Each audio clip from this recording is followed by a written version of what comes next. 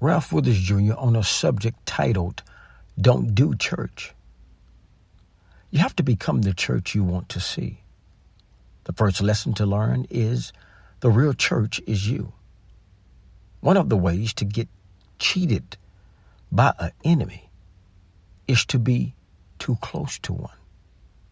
Most people that do church is doing it with the form anyway, denying the real power of becoming the church you're supposed to be. Most religious leaders will state in private or corporately in an indirect way these words, and I quote, "Keep God out of it." And if the truth was told, there is no real help without him. In fact, you have many that do involve him and still mishandle him and those he blessed them with. When light exposes darkness, people's language about you changes for good or for bad.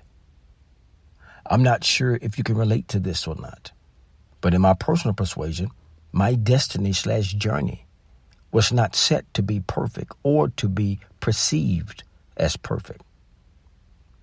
But with endurance births desirable results for one that's enduring. For nothing in life stays the same. In life, you always exploring, shifting, adjusting, and making decisions. I've discovered that anybody can work a field, but very few can pitch in that field. You have to treat everybody like they are champions. With this kind of mindset, everyone in some type of way ends up winning. If the truth was told, there are some coverings that causes people to come from under the covering of which they once was, and faithful.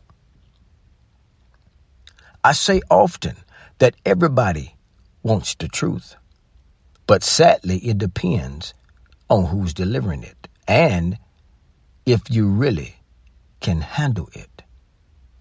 I've discovered there is an difference between presence, involvement, and workmanship. But to purely have all three is rare.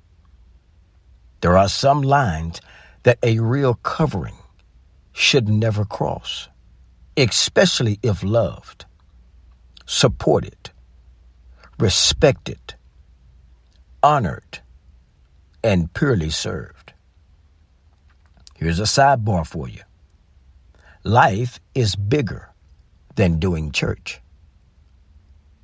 Question: who told you that in order for you to be covered, that you had to be in a place with four corner walls or any walls at all?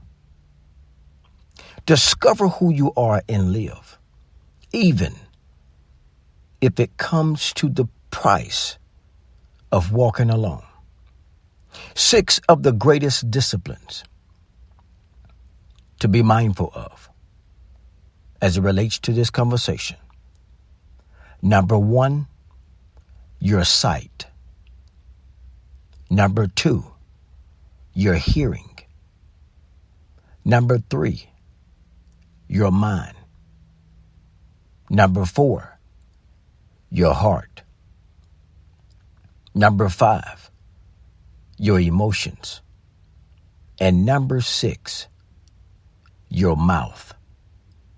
Never get stuck dwelling on seniority.